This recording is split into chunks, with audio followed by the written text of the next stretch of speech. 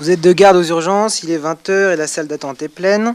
Madame V, 26 ans, donc bêta-HCG, grossesse. 65 kilos, donc on verra s'il y a une taille plus tard, IMC, diabète, enfin voilà. Vient de son propre chef aux urgences. Non mais il a raison. Riez pas, Vient il de a son raison. propre chef aux urgences en pleurant. Vous passez par là quand l'infirmière d'accueil et d'orientation fait l'entretien d'admission. La patiente rapporte qu'elle a avalé 3 boîtes de paracétamol 1000 mg. Donc là, je mets tentative de suicide, intoxication médicamenteuse, urgence, vers 18 h 30 ce jour. La patiente émet clairement une symptomatologie dépressive depuis quelques mois. Pourquoi est-ce qu'on met 20 h et 18 h 30 ? Alors, Il y a une raison. Il y a plein de trucs où il y a une raison. Là, il y en a une. ben c'est, par rapport Écoutez. Vas-y. Non, c'est par rapport. On va faire un dosage de la paracétamolémie et on va voir. Ça quantifie le degré d'urgence en fait de la prise en charge. Ouais, il y a ça. Ouais, t'as raison. Mais il faut que tu aies vu un petit peu qu'il y a un truc. Hein. Okay, il y a un truc dans le temps. Il y a un an, elle a subi un viol avec menace sur sa vie alors qu'elle rentrait chez elle un soir. Cet événement lui a laissé un sentiment d'horreur. Donc là, moi, j'ai mis état de stress post-traumatique. Depuis, elle a peur en marchant dans la rue. Au moindre bruit, elle sursaute. Donc anxiosité. D'ailleurs, elle ne... Anxiosité, mais... Anxiété. Anxiété, pardon. Riez pas, hein. Dans les trucs du concours blanc, il y a plein de trucs comme ça. Hein. D'ailleurs, elle ne passe plus par cette fameuse rue pour rentrer chez elle. Elle hésite de plus en plus à sortir de chez elle. Elle rapporte également des cauchemars répétés à propos de cet épisode. Et même quand elle est éveillée, il lui arrive de revivre l'épisode. Alors, il faut faire un peu de sémiologie là. Quand elle marche dans la rue, au moindre bruit, elle sursaute. Hypervigilance. Un mot sémiologique à chaque truc. Ok, la suite. Elle ne passe plus par cette fameuse rue pour rentrer chez elle. C'est quoi ? Évitement. Ok ? Ensuite, elle hésite de plus en plus à sortir chez elle. Bon, retentissement, un peu isolement. Vous voyez le truc de venir. Elle rapporte des cauchemars. Bon, cauchemars. Ok. Et même quand elle est éveillée, il lui arrive de revivre l'événement. C'est quoi ça ? Syndrome de répétition. Ouais, ça. Quelqu'un ? Syndrome de répétition. Ouais, syndrome de répétition, flashback. Vous pouvez le dire là. Flashback. Ok, on a été où ? Quand vous essayez de détailler l'épisode avec elle refuse de parler de plus en souvenir. Ça aussi, c'est une conduite d'évitement, mais psychologique. Hein, il y a physique, psychologique. Et vas-y, donc termine. Des difficultés au travail sont apparues. Donc, bon. C'est le retentissement, hein, tout simplement. Notamment des difficultés de concentration. Elle a voulu en finir car la vie est maintenant trop dure, donc à nouveau tentative de suicide, et vous dit qu'elle recommencera si cette tentative n'aboutit pas. Donc pareil, sévérité avec projet. Projet suicidaire, tu peux le dire. Hein. D'accord. Alors, la question 1, on vous prend le truc à l'envers. Ça vous déstabilise en général. C'est le but, encore une fois. Et on ne vous dit pas quels sont les éléments dépressifs dans le truc, mais en grosso modo, on vous demande de recracher votre cours. Ça arrive, il y a des questions de cours en internat.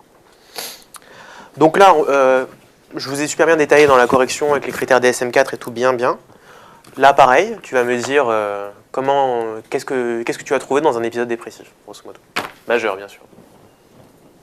Ah bon, pas par rapport au texte ? Eh ben non, tu vois, regarde la question. Quels éléments peuvent être présentés par la patiente pour vous permettre d'affirmer qu'elle émet clairement une symptomatologie dépressive ? Était présenté. Et bah donc. Vous l'avez tous compris comme ça ou pas ? Ouais. Je sais qu'en général, c'est pas, voilà, vous n'êtes pas à l'aise, mais ça arrive. C'est rare, mais ça arrive. Alors, humeur dépressive. Voilà. Dépressif, pardon, tristesse. Anédonie, aboulie, perte de l'élan vital. Ensuite, ralentissement psychomoteur. Alors en psychique, bradypsychie, bradyphémie, je ne sais pas si ça se dit. Voilà, jusqu'à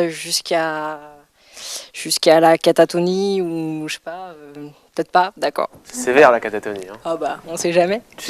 Vous savez tous comment c'est une catatonie ?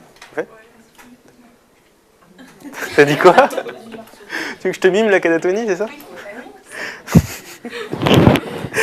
Non, en fait, c'est une attitude prostrée avec une comment dire, souvent une flexion ou une attitude irréductible des membres. Comment on fait la différence entre une mélancolie catatonique et une mélancolie stuporeuse? Mélancolie catatonique, vous êtes comme ça, vous prenez son bras, ça bouge pas. Ça peut être une vieille comme ça, toute maigre, vous allez avec toute votre force, ça bouge pas. Stuporeuse, prenez son bras, hop, vous mettez dans toutes les positions que vous voulez, ça reste. Vas-y. Donc moteur, apragmatisme, aboulie, et puis bon, elle fait plus rien quoi. Ensuite, le retentissement somatique. Alors sommeil, donc insomnie, on cherche réveil matinaux précoce, difficulté d'endormissement pour anxiété. On va rechercher un retentissement somatique sur l'alimentation, anorexie, amaigrissement, plein de somatiques autres. Ou au contraire Ou au contraire hyperagitation, ou agitation tout court. Voilà, et ensuite idéation suicidaire, évaluation du risque suicidaire, de la dangerosité, de l'urgence. Et puis ensuite de l'intensité du syndrome. Est-ce qu'il y a des indications pour une mélancolie, à type d'incurabilité, ok, c'est bien. de ruine, tout ça. T'as mangé le DSM-4, toi, je sais pas, mais... Non, même pas. Okay. Bon, ok. Le tout dernier truc, quand même, qui prouve que t'as pas mangé le DSM, ce qui prouve que t'as pas mangé le DSM-4, c'est que ces symptômes ne sont pas expliqués par une pathologie organique. Diagnostic complet, pareil. Et justifié. C'est un état de stress post-traumatique chez une patiente jeune, compliquant un viol et compliqué de... je sais pas, parce que l'épisode dépressif majeur, ça rentre dans l'état de stress post-traumatique, donc on n'a pas besoin de dire... Non, c'est une complication. Ah d'accord, c'est une... compliqué d'un épisode dépressif majeur. Et d'une tentative de suicide. Grave. Grave, oui. Médicamenteuse, grave. Ok, t'as tout. Justification de l'état de stress post-traumatique déjà. Alors il y a un facteur déclenchant avec le viol. Alors il faut que tu précises un petit peu, tu vois, parce que c'est vrai que viol c'est très traumatisant et tout, mais essaye de généraliser, tu vois, genre événement déclenchant, survenant après quelque chose de grave qui a atteint son intégrité physique ou alors celle de quelqu'un d'autre. Tu vois, c'est ça en fait le truc. D'accord ? Ça peut être côté viol, hein, c'est juste. Ensuite, il y a les épisodes de flashback. Ouais. Pour l'état de stress post-traumatique. Et puis, le fait... mais je sais pas, c'est toujours le problème des mots-clés. Le fait qu'elle puisse plus repasser au même endroit. Donc, c'est le traumatisme... conduite d'évitement. Voilà, conduite d'évitement. Vous écoutez, là ? Ouais. Et c'est tout... Ok. C'est tout ce que j'avais pour l'état de stress post-traumatique. Donc, effectivement, l'état de stress post-traumatique, c'est un événement traumatisant, hein, c'est dans le mot. Ça doit être un événement traumatisant grave, c'est-à-dire que, grosso modo, c'est une tentative de meurtre, une tentative de viol, ou alors quand c'est arrivé à quelqu'un d'autre, d'à côté. Grosso modo, c'est tous les événements où son intégrité physique à soi a été mise en jeu, ou alors l'intégrité physique de quelqu'un d'à côté, de proche, ou pas forcément. Hein. Donc les attentats, ça marche aussi. Okay. Il faut que l'événement soit vécu comme horrible, avec stupeur, avec tout ça. Toi, ce que tu as dit, les flashbacks, les conduites d'évitement, c'est dedans. Les rêves, comme on a vu dans le truc, les rêves répétés, les cauchemars. L'hypervigilance, on l'a dit. T'as dit quoi ? C'est ça ? Et il faut qu'il y ait un retentissement sur la vie, c'est dans le DSM-4. Alors, le retentissement sur sa vie courante, c'est son isolement, les troubles de concentration, les troubles au boulot, tout ça, c'est un retentissement sur sa vie. Okay. Et la dépression, elle vient compliquer l'état de stress post-traumatique, il vient secondairement. Tu n'avais pas à justifier dépression, parce que c'était la question précédente. Ça, c'est logique. Et la tentative de suicide grave, pourquoi est-ce qu'elle est grave, la tentative de suicide, là ? Il y a un danger de létal. Vas-y, exprime-toi d'abord. Parce qu'il y a un danger de mort qui est bientôt. Ouais, il y a de ça. Voilà, il y a de ça. Alors, c'est très grave parce que nous, on le sait. Ah oui, pardon. Qu'est-ce que tu as dit, j'ai oublié. Elle veut recommencer. Ok, donc il y a deux choses qui font que c'est grave. Premièrement, nous, on sait que prendre 24 grammes de paracétamol, c'est très grave. Ok ? Elle, peut-être pas, bon.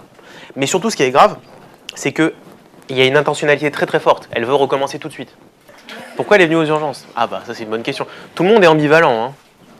Peut-être qu'elle se sent pas bien. Alors, il y a plein de patientes, je dis patientes, c'est pas du sexisme, mais c'est du vécu, qui sont dans une intentionnalité forte de suicide, qui disent je veux en finir et tout, mais qui se présentent aux urgences parce qu'elles se sentent pas bien. Elles ont des gobillets, elles ont la tête qui tombe parce qu'elles ont pris 30 Lexomil, elles n'ont toujours pas compris que c'est pas comme ça qu'on meurt, mais c'est pas grave. Moi j'ai vu qu'il faut leur expliquer, il y en a qui le font. Alors, la question c'est, il n'y a pas tous les critères de l'épisode dépressif majeur. Je suis d'accord avec toi, mais c'était le but de la question justement, de prendre les choses dans l'autre sens. Tu vois? Alors, tu te dis qu'il y a un épisode dépressif majeur parce qu'il y a une tentative de suicide grave. Ok? C'est ça en fait. Je suis d'accord que c'est un peu tiré par les cheveux, mais c'est déjà tombé comme ça, c'est pour ça. Ok? La question du fond? D'accord. La question c'est jusqu'à quand on peut parler d'état de stress post-traumatique? En fait, il faut qu'il y ait un temps de latence de 6 mois en général. D'accord? Et au bout de combien de temps, tu veux dire, si les symptômes apparaissent, c'est plus un état de stress post-traumatique? C'est la question. Il n'y a pas de date butoir. Ça apparaît. Si c'est avant 6 mois, c'est un état de stress aigu. Et la symptomatologie est moins riche, on va dire. Alors, question 3. Alors là, c'est encore un truc de hiérarchisation. Vous êtes dans le truc, l'urgence c'est quoi? Est-ce que l'urgence, je me jette sur elle, je lui fais de la TCC à mort et tout? Non, l'urgence c'est pas ça. Hein. Ok, donc question 3, c'était qui? Héloïse. Alors, l'IAO, urgence relative. Moi j'ai mis que non, c'était une urgence pas relative, c'était une urgence vitale, qu'il fallait lui faire une paracétamolémie, et que en fonction de sa paracétamolémie, du temps depuis la prise et du diagramme de Prescott, on allait voir ce qu'on allait faire. Diagramme de Prescott, c'est bien. Sauf que l'urgence, pourquoi est-ce que c'est une urgence tout de suite? Parce que le fait de la prendre en charge maintenant, ça change son pronostic. C'est pour ça. Parce que là, ça fait 1h30 qu'elle a pris le traitement, qu'elle dit, alors maintenant on peut dire, oui, est-ce qu'elle a vraiment pris? On s'en fout. Dans le dossier, c'est comme ça. Ça fait 1h30 et on sait que, dans la conférence de consensus, le lavage gastrique est indiqué et améliore le pronostic s'il est fait dans les 2 heures. Pourquoi c'est une urgence? Parce que ça change son pronostic. Donc effectivement, comme tu as dit, c'est une urgence vitale. Il faut la prendre en charge tout de suite. Et voilà. Donc effectivement, alors, la question suivante, c'est la prise en charge dans les premières heures. Pareil, la hiérarchisation. Là, c'est pas l'état de stress post-traumatique qu'on va prendre en charge, c'est l'intoxication aiguë au paracétamol. Donc comme on a dit, là on va doser le paracétamol dans le sang, on va, avec les ABAC qui sont dans le diagramme de Prescott, dont je vais oublier le nom, on va pouvoir déterminer, qu'est-ce qu'on détermine? La gravité, j'imagine, et le pronostic. Et donc on va lui faire du charbon activé. Qu'est-ce qu'on va lui faire? On va lui faire un bilan biologique avec bilan hépatique. Je vais t'arrêter 2 secondes. Donc, comme tu le vois bien, prise en charge, ça veut dire prise en charge diagnostique et thérapeutique. Sauf qu'il faut ranger. D'accord? Soit tu mets le diagnostic, en général, tu mets le diagnostic avant. Donc tu mets prise en charge diagnostique, tu mets tout ce que tu sais. Et tu mets, ensuite prise en charge thérapeutique, tu mets tout. Tu vois? Essaye de ranger un peu. Comme tu as dit, effectivement, il y a un bilan. Le bilan, il n'est pas que paraclinique, il est clinique. Tu vas peut-être lui toucher le ventre un peu, voir si elle a mal, c'est plus là d'ailleurs. Voilà, donc il y a une prise en charge. Comme tu as dit, le paracétamol par rapport au diagramme de Prescott. Le bilan bio, tu l'as dit. On fait un bilan hépatique normal pour voir un petit peu s'il y a déjà une cytolyse hépatique, qui est un facteur de gravité. Et la prise en charge thérapeutique, effectivement, c'est le charbon activé. Et le dernier truc, c'est quoi? C'est super important, ça, l'antidote. À chaque fois qu'il y a une intoxication, il faut chercher l'antidote. Alors juste, je vais faire un tout petit point sur le syndrome malin des neuroleptiques après. Donc pour l'antidote, pour le paracétamol, c'est le mucomis, c'est l'anacétylcystéine. L'administration, elle est suivant le diagramme de Prescott. Vous n'avez pas à savoir normalement en détail, je pense. Bon, vous mettez selon le diagramme de Prescott, ça fait bien. et surveillance rapprochée et tout. Bon, vous avez tous compris la hiérarchisation du truc, que là on n'allait pas se sauter sur son syndrome de stress post-traumatique et tout. Je peux pas super bien te répondre à ta question. Alors, pardon. Tu as lu quelque part que le charbon marchait pas pour le paracétamol parce que c'était absorbé trop rapidement. Moi, j'ai du mal à répondre à ta question parce que je suis pas réa. Le truc, c'est qu'avant, pour faire ce dossier, j'ai regardé les conférences de consensus et ils disent avant 2 heures, charbon. Voilà. Ouais, donc un petit point sur le syndrome malin des neuroleptiques. Qui c'est, d'entre vous, lesquels ont fait le concours blanc? Ok. Il n'y a pas d'antidote aux neuroleptiques. Voilà, juste, je l'ai vu partout, c'est un peu irritant. Ça n'existe pas. Quand vous n'êtes pas sûr, c'est vrai que à la limite, c'est pas mal de le mettre, on ne sait jamais, mais là, c'est un peu aberrant. Ça n'existe pas. C'est quoi la physiopathologie du syndrome malin des neuroleptiques? Il y a un mécanisme qui ressemble à l'allergie, c'est surtout une dérégulation centrale de la température. Okay. Il n'y a pas d'antidote pour ça. Alors, c'est pas un vrai antidote. Ça se donne. C'était pas coté d'ailleurs au truc. Mais ouais, mais non, mais vous le savez bien, c'est bien. Mais il y a le dantrolène aussi des fois qu'on donne. Ça se donne, mais c'est pas un antidote. Okay. En tout cas, ça ne contre pas à la base l'effet des neuroleptiques sur le système nerveux central. Tandis que la N-acétylcystéine, c'est un vrai antidote du paracétamol dans le sens où ça contre tous les effets au niveau hépatique si c'est donné dans les bons tons. Ok. Alors la question c'est, où est-ce qu'on prévoit le transfert de cette patiente parce qu'elle n'a pas de critères de gravité? Ouais, selon un d'autres. 24 grammes. Elle a la dose létale 2 ou 3 fois, facile déjà. Un truc comme ça, une intoxication paracétamol, ça se met en réa. Hein. Question 5. Alors là aussi, question de cours. Ça arrive. Alors là, tu t'es dit quoi quand tu as lu la question? Toutes. Il a raison. Toutes. Toutes les pathologies psychiatriques peuvent donner, vraiment, hein, on va dire quasiment toutes. Non, non, tu dis pas. Alors, j'ai classé donc en personnalité pathologique, borderline, paranoïa, sensitive, en trouble anxieux, donc épisode de stress post-traumatique, agoraphobie, trouble de panique, en addiction, alcool, tout ça. Et j'ai marqué trouble bipolaire, même si ça fait partie de la définition. Voilà. Trouble bipolaire, c'est... maladie bipolaire. Bah oui, ils sont dépressifs. Non, mais non. C'est pas... Je veux dire, la dépression dans le cas du trouble bipolaire, c'est pas une complication, c'est une définition. Bon. T'as oublié les troubles psychotiques? Ah, tu l'as dit, d'accord, excuse-moi. Et moi, j'ai rajouté troubles de l'identité sexuelle. Et elle a raison de présenter son truc comme ça, c'est-à-dire que ce qui était coté, c'était pas phobie sociale, c'était pas, tu vois, c'était trouble anxieux. Bon, j'ai détaillé un petit peu, c'était ça qui était coté. Trouble anxieux, trouble psychotique, alors j'ai mis schizophrénie et autres troubles psychotiques, addiction, voilà. Il faut essayer de sortir les gros items comme ça. Là, par exemple, c'était que ça qui était coté. Donc l'état mental de la patiente, une fois l'urgence somatique écartée. C'est bien. Alors ça, c'est le genre de phrase qui fait comprendre au correcteur qu'elle a compris le dossier. C'est bien, vraiment. Elle va être hospitalisée. Une fois l'urgence somatique écartée, hospitalisation en psy en urgence, éventuellement sous contrainte. Prise en charge, évaluation diagnostique avec évaluation du risque suicidaire, de l'intensité du syndrome dépressif, recherche d'antécédents de traitement pour son état de stress post-traumatique avec leur efficacité, leur tolérance. Prise en charge thérapeutique, traitement antidépresseur de type IRS paroxétine, après un bilan préthérapeutique montrant l'absence de contre-indication, à dose progressivement croissante, efficace aussi sur les troubles anxieux, à maintenir à dose efficace pendant au moins 6 mois.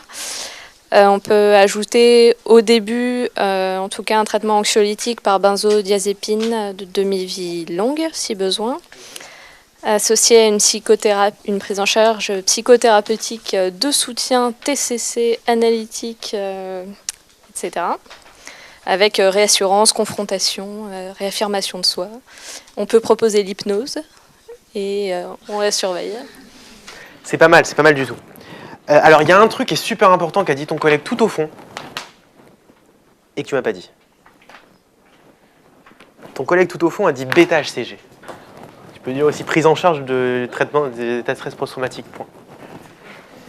Non, c'est vachement important les bêta-HCG. Alors, t'as quasiment tout dit, sauf que t'as parlé des sérologies. Il y a eu un truc sexuel et tout, c'est bien de le placer aussi. Hein? Quoi Allez, je vous l'accorde. Le brouhaha. Ça se mettait là ou avant, mais ça se met quelque part. Ok? Qui c'est qui parle? J'entends pas. D'accord. C'était l'année dernière. Oui, mais elle peut toujours avoir le sida. Tu sais, c'est un chronique. Bon. Donc voilà, c'est bien. Le petit détail qui fait la différence, c'est que les IRS, dans le cadre d'un trouble anxieux, ils sont à forte dose. En gros, tu mets pas un comprimé d'Eroxat, tu en mets 2. Dès le départ. Ok. Même si vous n'avez pas à connaître, je sais, les trucs, les posos des antidépresseurs, c'est bien de dire à forte dose, parce que ça fait partie du traitement. Anxiolytique, tu l'as dit, hypnotique, je ne sais pas si tu l'as dit. Alors la psychothérapie, dans le cadre de l'état de stress post-traumatique, le gold standard, c'est les TCC. C'est le gold standard. Alors, vous avez 2-3 trucs, je crois, à savoir dans l'item base de la psychologie médicale ou je ne sais pas quoi. C'est modification de la conception cognitive erronée et restructuration comportementale. C'est dans la correction, ouais. Je le sors comme ça à 11h30. Voir EMDR. Alors EMDR, c'est pour votre culture perso. Hein. Vous savez ce que c'est EMDR? Non. Alors en anglais, ça donne... Là aussi, j'ai besoin de la correction. Eyes Movements, Desensitization and Reprocessing. Merci. En fait, le principe, c'est on met le patient devant... la patiente dans l'occurrence, devant des stimuli visuels à droite à gauche dans tous les sens. Bon, non, en fait, c'est vachement codifié, mais bon, je vous dis comment je l'ai compris. Donc, il y a des stimuli visuels, et donc les yeux du patient bougent dans tous les sens, et on s'est rendu compte qu'à une certaine fréquence, à une certaine vitesse, on arrive à accéder, avec un psychothérapeute à côté, à certaines cognitions refoulées, on arrive à déprogrammer et reprogrammer, entre guillemets, les cognitions erronées du patient. Voilà. C'est ce que j'en ai compris, moi. Et c'est pas coté, bien sûr. C'est pour votre culture perso. Et c'est tout. Alors, j'avais pas beaucoup d'idées.